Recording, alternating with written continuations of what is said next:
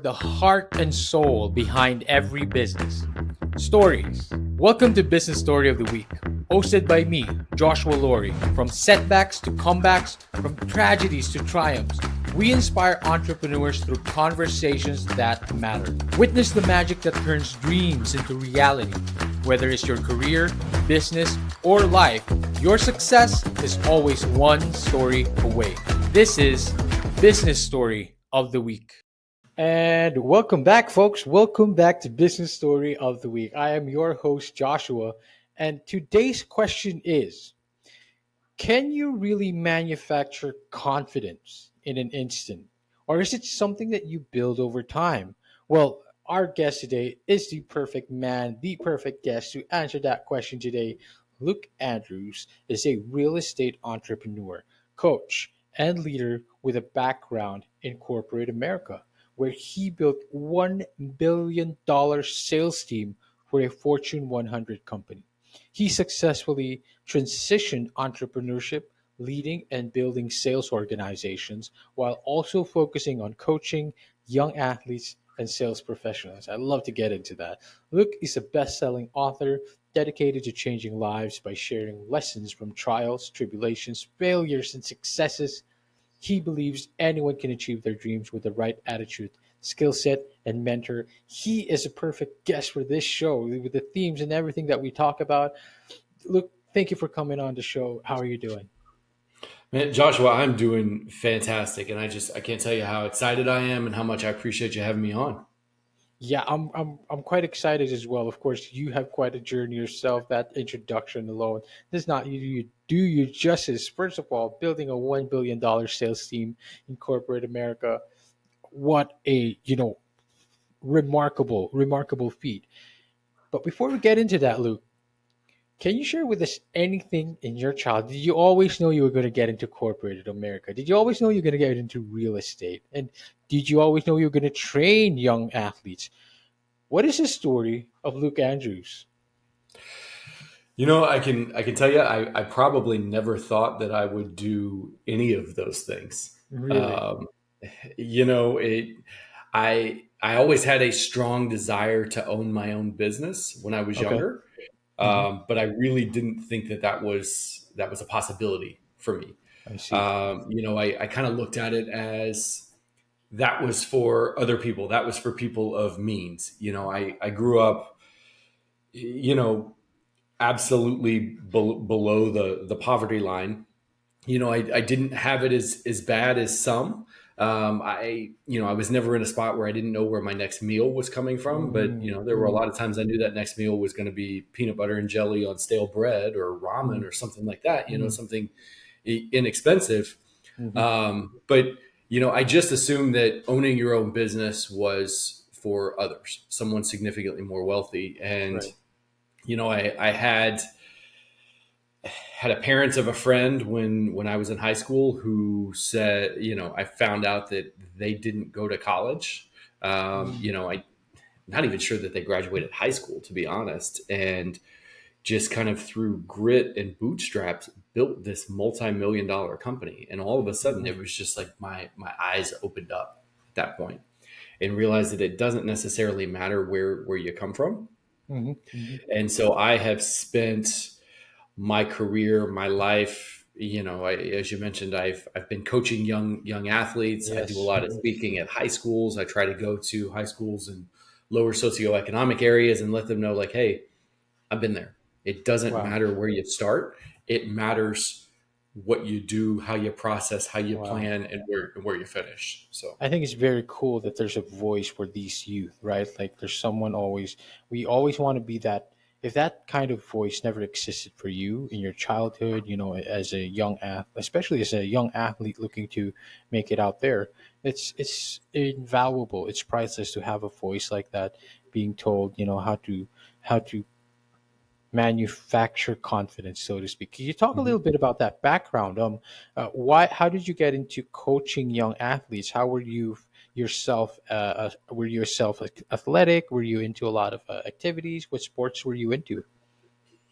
So I played quite a few sports growing up. Hmm. I was kind of that, I always said I was that kind of in between kid.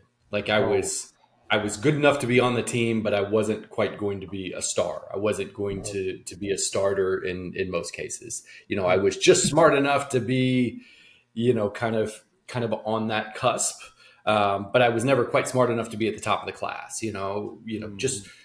Just handsome enough, just good looking enough to not be ugly, but at the same time, not quite, considered one of the high guys there. But I was always kind of that in between kid, and I found soccer and football in high school, and Wow. did fairly well with both of those. Had opportunities to do both in college, and actually ended up playing soccer in college for a little while. Oh, that's very cool. Wow. And then as I got older, started having kids.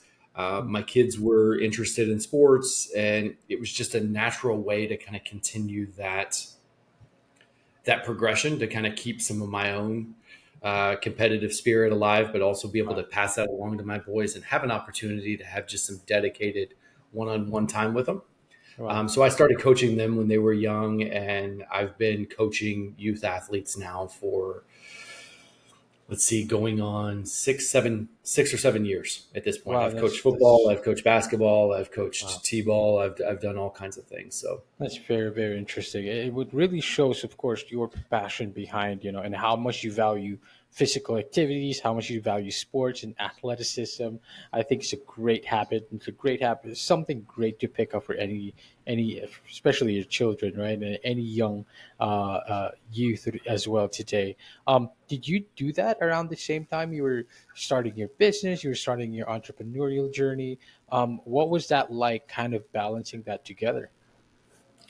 So it's never been particularly easy. Youth sports now, just like everything else, have exploded significantly since I was younger. I mean, I'm not crazy old, but I'm not young either. I'm in my early 40s. And I mean, youth sports now, so coaching middle school football is a 30 to 35 hour a week endeavor. So, I mean, that takes a significant amount of time. And then trying to make sure that I've got time to be a husband, to be a dad outside of sports. Right. And then also to be able to run my business and coach my team and do those Mhm. things. It gets to be a real challenge. And Yes. so, live and die by my calendar, Mhm. and just making sure too that I'm taking care of myself in other ways, diet, exercise, making sure that I get great sleep, Mhm. so that I'm able to function appropriately and be as efficient as possible throughout the day. Yeah, I love that you added diet and exercise in there. We kind of always forget that, especially with the hustle, entrepreneurial hustle, the business mind hustle, so to speak. I always say that, and I love this when I say that your sanity comes first, especially, when it comes to taking care of your family, taking care of your business. You can't possibly take care of that if you don't take care of yourself first. And you wouldn't possibly be able to build what you were able to build back then, a $1 billion sales team, and throughout your entrepreneurial journey, you teach a framework of manufacturing confidence in an instant. This is, of course, aimed at young athletes, but of course, the teams that you've built, the success you've had throughout your journey, speaks to this. Can you explain and the key components of this framework and how it helps improve communication, confrontal situations, and really confidence in an instant? How does that happen? Yeah, so it's interesting because it's really now focused on young athletes, because that's where my passions lie. But Mm. it Hmm. started. I mean, it started 15 years ago. Wow. Okay. But I was in a spot here recently where my both of my kids joined new basketball programs, new Right. organizations that they were going to be a part of, and kind of going to those initial parent meetings. We're talking to the coaches, talking to the leaders of the organization, and finding out that they're like, these kids they're all doing fantastic, but they're struggling during the college recruiting process. They're Right. struggling talking to the coaches. They're Yes. struggling Yes. having interactions with referees, with other teammates. Hmm. And this light bulb goes off in my head, and I was like, these are the same challenges that my sales teams have been facing for years and years. Hmm. And it's really around not having the ability to have difficult conversations effectively. Yes. Yes.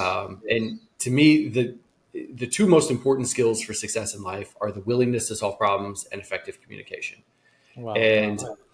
what I found building my sales teams is when we got to the root of why they were struggling with the difficult conversations, it was really around that they just weren't confident in the moment. There you And go. sometimes they weren't confident with confrontation.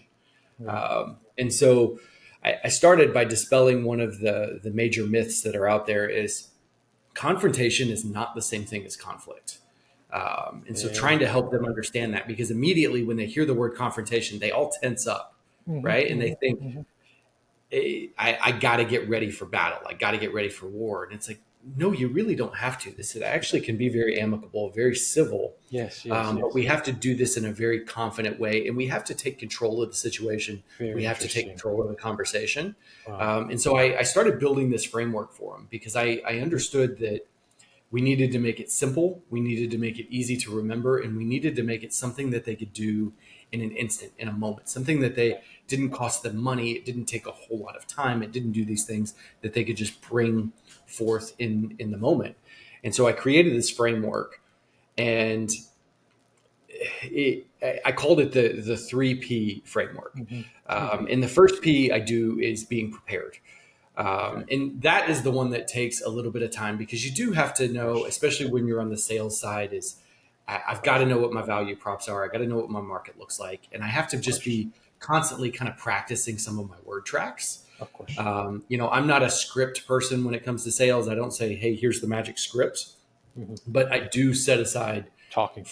frameworks and, hey, here's some key target points that you want to hit. But Yep. being prepared, going through practicing those in the car, practicing them in front of the mirror, even when it's a little uncomfortable. Right. But the next two, really being able to manufacture in the moment.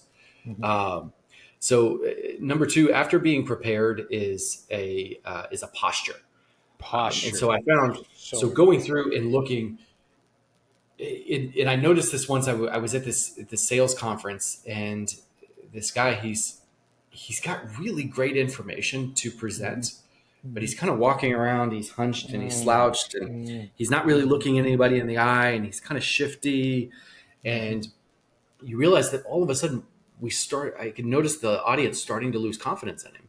Right. It was like he didn't believe in himself. So why should we believe the things that he's saying? So I teach my people, just immediately stand up straighter, look Right. somebody in the eye, let them know that you're not afraid of the interaction that's going on, that you're so Yes. confident in what you're doing that Yeah. instantly they're going to have that confidence back in you. And I've Yes. noticed that just standing up straighter and looking someone in the eye, all of a sudden my confidence starts changing Yep. significantly. Yep. I was fortunate or unfortunate, depending on how you want to look at it. Hmm. I had to work all through college, Hmm. but I used to do call center jobs in the Right. evenings because I could go to school, I could go to practice, and then I could go do a call center job to cover my bills. Hmm. And every call center that I worked in, there was always a mirror in the cubicle with a little sign underneath it. That Oh, sign always said interesting. smile. And so it was like you could feel that over the phone. And so it was I teach people from a posture perspective: stand up straight, look somebody in the eye, and smile. Let them know that you are confident enough to be there in the moment. Interesting. Um, then finally, that third P I've got is project. Because another thing that I realized when I was at that conference with this guy up on stage, he was either mumbling, talking really low, really fast, Right. Right. or as he would start to get a little bit louder, his voice would crack. Hmm. And then again, it just showed nerves, and all of a sudden, his credibility starts falling with that.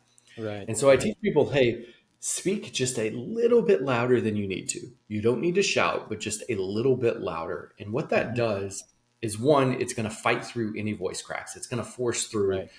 Your voice physically can't crack if you're Hmm. projecting through from your diaphragm. Right. Number two, it's going to force you to slow down.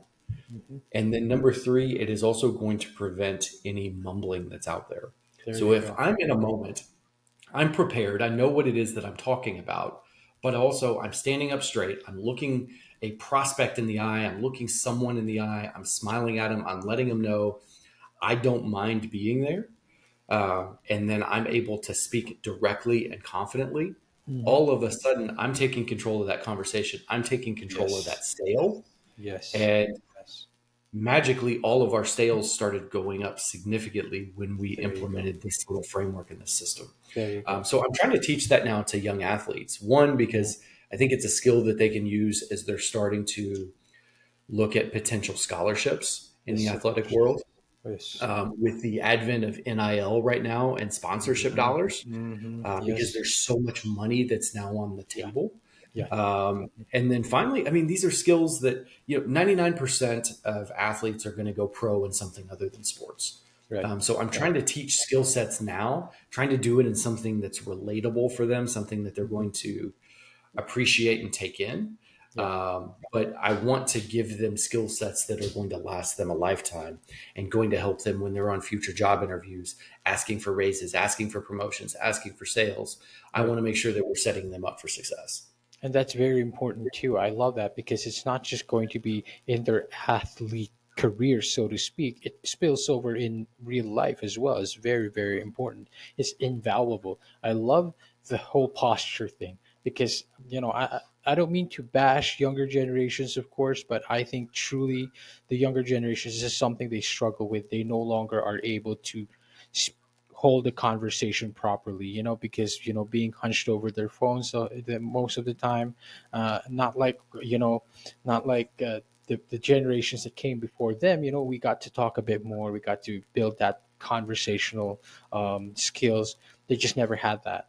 And slouching alone, I think, just does so many wonders if you're just postured up. And I love how you put those three pieces together. I can totally see now why it's called confidence in an instant. Really, that's all the three things that you have to do: prepare, posture, and project, and that's it. And it's just it takes practice, of course, but you can take that in real life anywhere. I particularly love the posture, by the way. But look, you've read or you've written a lot of books. You have an ebook titled 10 Investor Mistakes as well, the 10 mistakes every investor makes buying their first property and all that.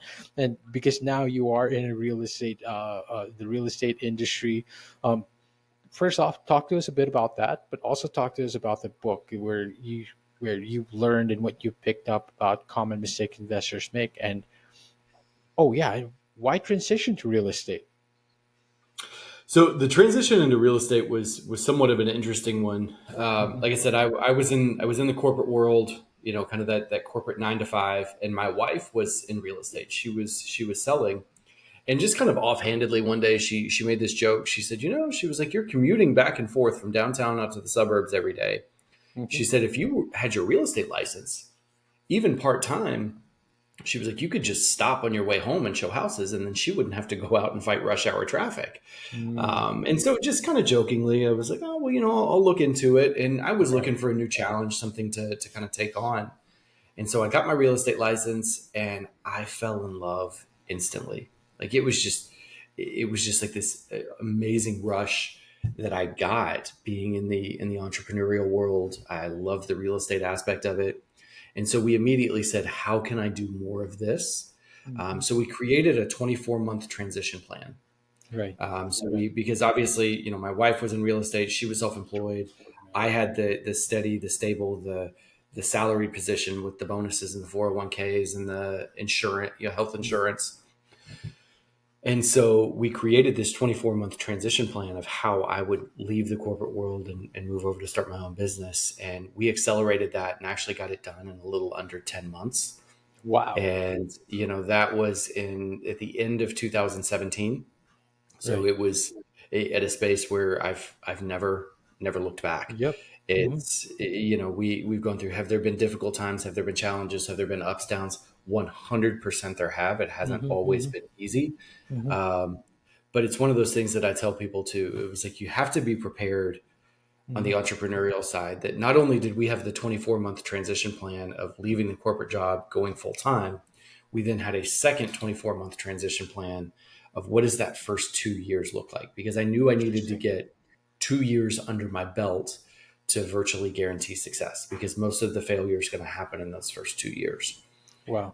And I tell people the first 6 months of any entrepreneurial venture, Any. super easy. Like it's Mm, even when you're getting kicked in the teeth every day and it's not going well, you're just running on adrenaline and excitement. yeah. It's like I'm doing it. Yeah. I'm doing my own Hmm. business. But Hmm. months 7 through 12 get pretty hard. Right. Months 13 through 24 are just damn hard. I mean, it Yeah. is so dark. It is hard. It is difficult and challenging, but it's almost at that 24-month mark. Because months like 21, 22, there were a Mhm. lot of times where I was like, man, maybe I need to look at going back into the corporate world. Like Oh this is wow. just, it's too unpredictable. It's not Mhm. stable. It's difficult. It's challenging, and Yeah. all these new emotions. But I stuck with it. I stuck it out, and then we started growing the team, and things have been pretty great. So Especially when it starts scaling, when it starts getting really big, when everything starts stacking up, it's when you really start questioning things. You'd be like, "Whoa, did I bite off too much more than I can handle?" Right? But yeah, it's also it's also a common scenario. A spouse, a spouse gets into real estate, and a lot of benefits when the other spouse also gets into real estate. But it's been a while now, so 2017. Now, it's you guys been in it together for a while. It's been how has it been? You looking back and all of that. What would you differently? What were the mistakes you think you could share and overcome today better? sure. I mean, mistakes. We could spend the next 6 hours talking about all the mistakes that I've made. Um, in terms of what I would do differently, it's really hard to say. I think I would have. I would have kept that strong initial hunger. I would have Right. focused to keep it a little bit longer, because it's very, very easy that once things kind of get rolling and kind of get moving, to take your foot off the gas a little bit. Yeah. It Yeah. was like, okay, well, I've been grinding for a while now. Let's just kind of sit back and kind of let things go. Mhm. Well, real estate is one of those businesses that can humble you very quickly. Right. And it's like, hey, well, I've got 4 or 5 contracts that are rolling right now, and all of a sudden one or two of those fall out for a reason, whatever Right. reason, and then another one falls out, and then all of a sudden you're kind of looking at your pipeline is empty. And even if I can refill that pipeline and get somebody under contract right away, in my market, I'm looking at 30 to 45 days before I can get a Ooh, paycheck from that. of And course. so it's, if I'm not constantly prospecting and constantly backfilling that pipeline, Mhm. you end up in a spot where it's like, okay, well, I may go a month here without getting a paycheck. So what am I going to do? Yeah. And I think that if I would have kept my foot on the gas just a little bit harder, in say years 3 and 4, Mhm. my pipeline would be even larger at this point, and it would be significantly easier now. Right. So I think that's one mistake that people make, is they get a little bit of success, and I don't know if it's an ignorance or an arrogance or a combination of both, but they just Mhm. assume that success is always going to be there. Yes. Uh, Yeah. so I think you just can't take your foot off the gas until it's beyond comfortable, Right. if There that you go. makes And sense. you cannot rest before, don't count your laurels, they say, right? Or don't count the eggs before they hatch. When you experience that bit of success, that doesn't mean you have to slow down. You kind of just have to pace yourself, because that doesn't mean there's no guarantee it's going to last. Look, you've had massive success at in which field, whichever you've been in now. You also have another ebook which he says how to think, titled "How to Think Like a Millionaire," focuses on the thought process of what separates the top 1% from everyone else. This one's pretty interesting to me and pretty intriguing. It talks a lot about what you do with when it comes to mindset and when it comes to success as well. I'm quite interested in what you can share about us to our audience and listeners as well. What are some key thought processes that separates the top 100% and that we can all, as individuals, apply in our lives and help us achieve success in our professional and personal lives? Absolutely, and I'll tell you, the inspiration for writing this book was I found some old journals. Like I was always just obsessed with Mhm. people who had become very, very successful in their businesses, and Right. especially as I was coming up as a young entrepreneur. And so I was looking to talk to as many of these people as I could, and I was just this sponge, just note after note after note after note, just taking down. And I came across these some of these notes recently, and so I Right. went back through. And when I was in the corporate world with the sales teams there, I was really more on data analytics and Mm, strategic marketing side of that from the sales perspective. And so I'm always looking for data trends. And so I started noticing that there were like these six kind of five or six different things that it was coming up with all of these millionaires that I had talked to. And I right. talked to some who had inherited their money, some who were athletes and entertainers, some who were business owners, some who were completely self-made, others who had some help. I mean, there were all kinds of different people. Talked to some who actually just kind of saved their way to the top. Um, and the first thing that I realized is that my initial assumption was that, you have to be super smart Mm, to be a millionaire, and you find out that that's really not the case. And most of them will even tell you like it's helpful, but it's not a yep. requirement at Yep. all. They all will tell you that it's like, I know a ton of millionaires who are just morons. Um, so it's like you don't have to say, oh well, you know what, I wasn't born with this genius gene, so I don't have a prayer. No, that's not really the case whatsoever. Right. Some of the things that I found that were really really interesting were they didn't take no personally. Right. If it was just if they were going and they were trying, most of us, the first no that we get, we just assume that there's going to be resistance everywhere, and so we just quit and we give up. Mm, Now they don't take no personally, and they didn't look at it as, they said, you're not rejecting me, you're just rejecting what I'm selling in that moment. And maybe right. they also understood that no doesn't necessarily mean no always. It may mean not right now, or not with this particular pitch, or not without this modification. Mhm, And so they were, I also found something interesting with them is I was initially going to entitle it, They Look for Problems, but I mhm, didn't want it to seem like they were just negative people always out searching for problems. right. It was more, they're curious about problems. Yes. They're Agree. always open Great to way to looking put for that. problems that they can solve. Mm-hmm. Mm-hmm. Um, if you've ever read the book Bold by Peter Diamandis, Mm-hmm. really, really fascinating book. But he's got a quote in there. He says, "You want to make $1 billion? Go solve a problem that affects 1 billion people." Yep. There And you so go. if you can go through and you can do that, so they're always looking for problems that they can solve, and Mm-hmm. how can they do it just a little bit differently or a little bit better. And most of Wow. them didn't invent something brand new. Mm, I also thought that too. It was like, well, I'm not really an inventor. I'm not that creative. They just took little modifications of something that was already there and yep. just made it slightly better. Wow. Yeah, that is very true. That is very true. It doesn't have to be something unique. Doesn't have to be something out there, but it's just a different idea, different way, a different twist into it. I also love how you apply vocabulary. I want to go back to what you said about confrontation versus conflict. It's totally Mhm. different. I love that because you don't have to be at war. Confrontation. There's a lot of people who say just like I'm not confrontational. I don't want to do. I don't want to be confronting people because it's always trouble or it's always like we're fighting. It doesn't have to be. I love that you said that calming confrontation can be calm.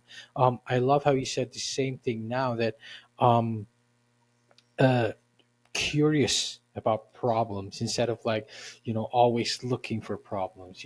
Having that top 1% mind means that you're always looking for those gaps that you can fill, and it really speaks a lot to what you've achieved in your life and what you've achieved in your career. Look, I want to ask this to you and start wrapping this up. What How do you see yourself in the future? What are your future aspirations when it comes to your current career? Do you want to get into anything more focused? You're going to keep continuing real estate, but how about the future aspirations, personal aspirations of Luke Andrews? What is the future for Luke Andrews?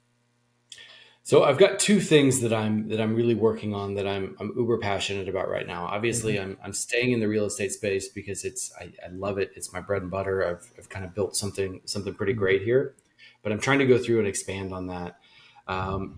One, I am working on bringing this framework for manufacturing confidence to young athletes. I'm working on Mm-hmm. creating some digital courses that I can go Mm-hmm. out and try to get in front of more athletes, because these are things that I would have really benefited from as a young athlete. Right. And I Yes. want to be Yes. able to bring that to the forefront and try to bring that to the masses. So I've been working on that. I'm in the process. I'm about 98% of the way done at this point. Wow. I've essentially just tailored everything from the corporate world and tailored it to the youth athletes. But number two, I am trying to speak on more stages. Getting up in public speaking, like 99.9% of the population out there, it terrifies me, which means that I probably should be doing it more. And so I want to get up and speak on more stages and get Wow. out, get in front of people. And so that is a big goal that I'm setting. By the end of 2025, I'm trying to be on 15 stages. Wow. So Okay. it's just something that, like I said, that I'm focusing on because I'm terrified of it. It means that I need to go out there. I need to face my fear. I need to live what I'm trying to teach my children, what I'm trying to teach these youth athletes, that, hey, just because it's scary, just because it's difficult and challenging, doesn't mean that you just say, well, you know what, we'll leave that to somebody else. Mhm. So that is a major goal that I have at this point. So, I mean, I guess it's just a matter of tailoring a message that people want to hear. I got to figure out, is something I've got to say worth me hopping on a stage. Well, there's a lot. I mean, a lot you shared here today. There's something, definitely a lot you could say. A lot of information, a lot of things that you can motivate people with. I wouldn't be surprised if you'd find something. And I'm excited for that next step in your journey, Luke. And thank you for coming on here. Thank you for being on the show. Where can we find you? Where can we connect with you? Where can we find your books? Sure. LinkedIn is where I'm by far the most Hmm. active. Hmm.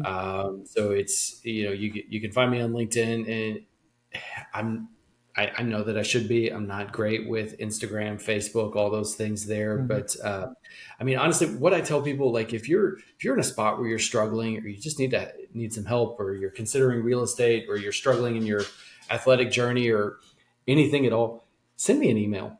Okay. I don't have a VA that checks my email. I do all that on my own. I respond to them all myself. But Wow. Luke at lukeandrews.us. Okay. They can always shoot me an email. I am more than happy to talk to anybody. I don't sell coaching services, so it's not like you email me and I'm going to try to sell you this, that, and the other. I don't do that, but I am passionate about helping people. Or Voxer. If people are on Voxer, it's something that I've started doing. I think that's pretty cool because so much gets lost in tone when you're doing email. Right. So if you want to send me a Voxer or a voice note, it's Luke Andrews RE for real estate. So at Luke Andrews RE, shoot me a Voxer. I am more than happy, like I said, to talk to anybody. I respond to them all myself. So reach out. That's fantastic. So lukeandrews.us, if I'm not mistaken. And Luke, Luke at lukeandrews.us is mhm, the email address. I do have a yes, website, lukeandrews.us, and mhm, then mhm, hit me on Voxer as well. and boxers as well. Ladies and gentlemen, I hope you guys enjoyed this episode as much as I did. And of course, Luke, thank you so much for all the insight and the wisdom and perspective today. Appreciate you, Joshua. This has been a blast, man. Thank you. Thank you to all our audience and listeners out there. See you on the next one. All right, so here's the thing, we try to get a little bit better every day, but we can't do it without you. So if you like the video, make sure to like and subscribe below. And if you have any comments, just leave them in the space under.